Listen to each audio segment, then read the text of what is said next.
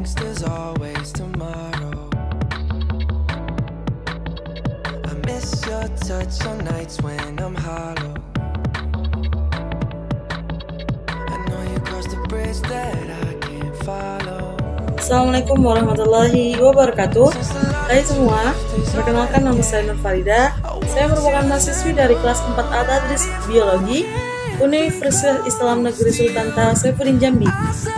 Di video kali ini kita akan membahas mengenai model dan organisasi kurikulum untuk memenuhi tugas mata kuliah kurikulum pendidikan dan dosen pembimbing Ibu Devina Valian MPD.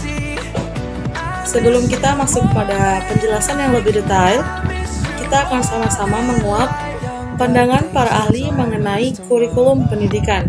Yang pertama yakni pandangan menurut Profesor Dr. Andes Nasution, kurikulum adalah serangkaian rencana untuk melancarkan proses pendidikan. Sedangkan menurut Dr. Nana Sujana, kurikulum adalah sekumpulan niat dan harapan yang tertuang dalam program pendidikan. Baiklah teman-teman, kita perlu tahu nih bahwasannya pengembangan kurikulum tidak bisa lepas dari aspek cara berpikir, sistem nilai, kebutuhan dari peserta didik, serta arah dari program pendidikan. Yang gak kalah penting untuk teman-teman ketahui, model dan organisasi pengembangan kurikulum adalah suatu alternatif yang digunakan untuk mendesain, menerapkan, serta mengevaluasi suatu kurikulum pendidikan. Nah, itulah tadi selintas pengertian mengenai model dan organisasi kurikulum pendidikan. Oke, kita sekarang masuk pada materi yang difokuskan. Yang pertama yakni kita akan membahas mengenai model humanistik. Yang kedua, model subjek akademik. Yang ketiga, model konstruksi sosial. Yang keempat, model teknologis pendidikan. Dan yang terakhir, jenis-jenis organisasi kurikulum.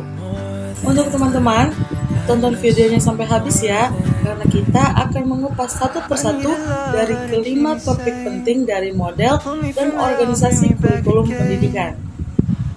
Topik penting yang pertama adalah model humanistik. Pembelajaran dengan model humanistik ini mengarahkan kita untuk bebas dalam menentukan prinsip hidup, yang mana model kurikulum humanistik ini menekankan bahwa pendidikan adalah menjalin komunikasi yang baik antara pribadi ke pribadi dan antara pribadi dengan kelompok.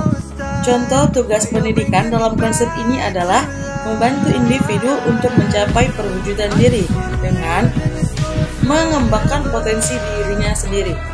Oleh karena itu, kurikulum pendidikan humanistik disusun untuk membentuk kognisi dengan simultan. Oke, sekarang kita masuk pada topik utama yang kedua, yakni model subjek akademik. Model subjek akademik ini adalah kurikulum tertua yang berorientasi pada masa lalu, dan model ini bersumber dari pendidikan klasik. Dan kurikulum subjek akademik ini sangat memfokuskan pada pendidikan yang berintelektual. Nah teman-teman, fungsi dari kurikulum pendidikan subjek akademik ini adalah untuk mewariskan dan melestarikan ilmu pendidikan, teknologi, dan nilai-nilai budaya dari masa lalu kepada generasi-generasi baru. Oke, kita masuk pada topik utama yang ketiga, yakni model konstruksi sosial. Model ini berpandangan bahwasannya pendidikan bukanlah usaha sendiri, melainkan pendidikan itu adalah usaha bersama. Kurikulum pendidikan model konstruksi sosial tidak hanya menekankan pada isi pembelajaran, tapi juga menekankan pada proses pembelajaran serta pengalaman-pengalaman yang kita dapatkan dalam belajar. Terus apa sih ciri-ciri dari kurikulum konstruksi sosial ini?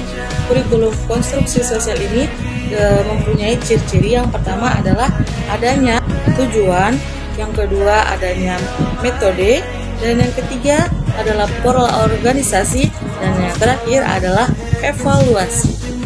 Kita masuk pada model teknologi pendekatan. Kita tentu saja sudah tidak asing lagi dengan kata teknologi.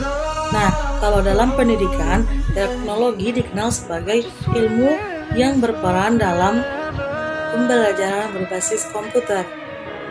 Penerapan teknologi dalam pendidikan dibagi dalam dua bentuk. Yang pertama yakni bentuk software atau perangkat lunak, yang kedua adalah bentuk hardware atau perangkat keras. Contoh-contoh model pengajaran tersebut adalah pengajaran dengan bantuan video atau film, pengajaran programming, pengajaran teknik mesin, dan pengajaran modul. Dengan demikian, teknologi jelas berperan penting dalam meningkatkan kualitas dari kurikulum pendidikan. Masuk pada materi yang terakhir, yakni jenis-jenis organisasi kurikulum.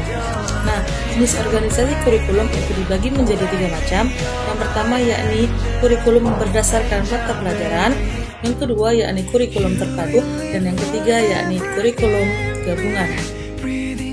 Kurikulum berdasarkan mata pelajaran, mengapa disebut demikian? Karena bahan ajar yang diberikan dan disajikan dalam mata pelajaran itu terpisah-pisah. Dengan begitu, jumlah mata pelajaran sangat bervariasi, bergantung pada tingkat dan jenis sekolahan yang bersangkutan. Yang kedua yakni kurikulum gabungan.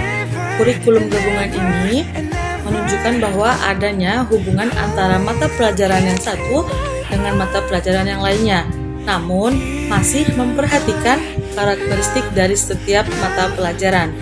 Yang terakhir yakni kurikulum terpadu. Kurikulum terpadu ini mata pelajarannya dipusatkan pada penyelesaian suatu masalah. Dengan begitu, diharapkan siswa dapat keutuhan dalam menerima pelajaran. Jadi, hal-hal yang diajarkan oleh seorang guru harus sesuai dengan situasi, masalah, dan kebutuhan hidup di masyarakat dan di luar sekolah. Baik, itulah tadi serangkaian penjelasan mengenai model dan organisasi dalam kurikulum pendidikan. Saya Nur Farida, terima kasih atas partisipasi dari teman-teman sekalian sudah mengikuti dan mendengarkan video saya.